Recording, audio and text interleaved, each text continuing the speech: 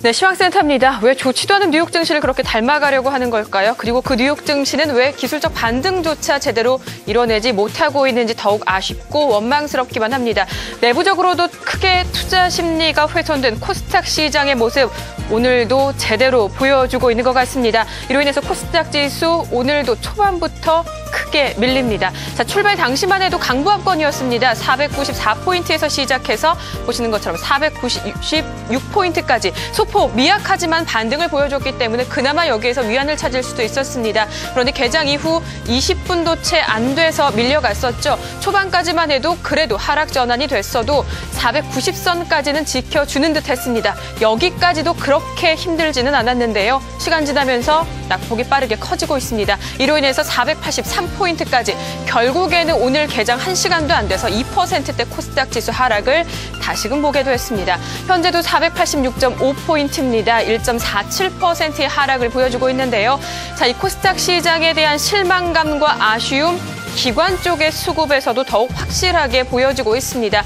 기관 매도 규모가 코스닥 시장입니다. 벌써 970억 원 이상으로 집중되면서 코스닥 시장에 대한 신뢰가 깨지고 있음을 보여주고 있습니다. 여기에 외국인도 동반 매도죠. 194억 원 집중되고 있는 가운데 이 가운데 개인이 상당 부분을 또 삽니다. 1,000억 원 이상의 순매수가 나타나고 있습니다. 자, 이 같은 분위기를 만들어준 종목군들이 있습니다. 코스닥 시장 선전 당시에 주도했었던 주요 섹터들. 일단은 그들 종목마저도 초반에 움직임들을 이어가지 못하고 빠르게 하락 전환되고 있는데요. 자, 코스맥스 어제 종가가 7%대 하락이었습니다. 유상증자 설이 나왔고 마감하기 전에 부인했다라는 소식까지 나왔습니다. 그럼에도 불구하고 어제 코스맥스의 주가는 7% 이상 하락이었습니다. 오늘 조금 반영되는 듯 싶었죠. 소폭이지만 상승으로 움직였던 코스맥스의 주가. 그런데 앞서 보셨던 시장 분위기의 영향인지 코스맥스의 부진 탓인지 일단 코스맥스의 지금 주가도 보시는 것처럼 결국에는 또다시 하락 전환입니다. 0.5% 하락한 47,300원까지 내려가고 있습니다. SM도 지금 나와 있지는 않지만 하한가만 풀렸을 뿐 여전히 10% 이상 하락 나타나고 있고요.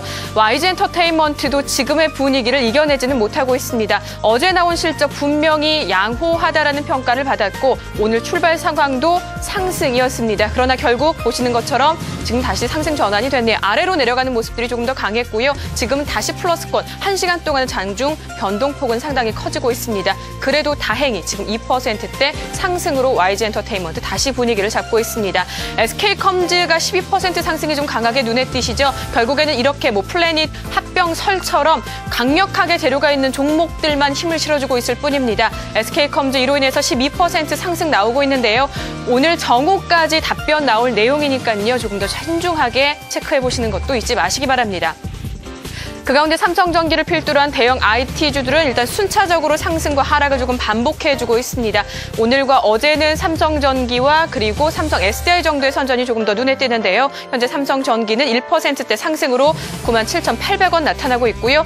GS는 조금 아쉬우실 겁니다. 어제 실적 발표 괜찮았습니다. 특히 자회사 GS 칼텍스의 효과다라는 평가를 받으면서 오늘 초반에 소폭의 상승권까지 보여줬는데요. 시장 분위기 이겨내지 못하고 주가는 1.8% 밀립니다. 76,600원에서 움직임 나타나고 있습니다. 자, 앞서 말씀드렸던 것처럼 뉴욕 증시 움직임이 더 아쉽다. 이 같은 커플링도 더 아쉽다라는 말씀드렸습니다. 오늘 뉴욕 증시 하락, 지표적인 부분에서의 아쉬움도 있지만 애플과 월마트의 부진이 전체적인 분위기를 좌우하기도 했습니다. 최근 애플의 부진, 뉴욕 증시 하락과 밀접하게 지속적으로 말씀드리고 있는데요. 오늘도 애플의 주가는 2% 이상 밀리면서 $530 아래로 내려갔습니다. 최근에 기록했었던 얼마 상당 기간 전이죠. 이 종목의 신고가가 $700 이상이었는데 벌써 $500대 중반까지 내려갔고요. 시간의 거래에서도 소폭이지만 약세 움직임을 나타내고 있습니다. 결국에는 6개월 내 최저치 그리고 9월과 비교했을 때 25%나 주가의 하락을 보여주고 있고요. 차트로 보시는 것처럼 오늘 장중 거의 저점 부근에서 마무리가 됐습니다.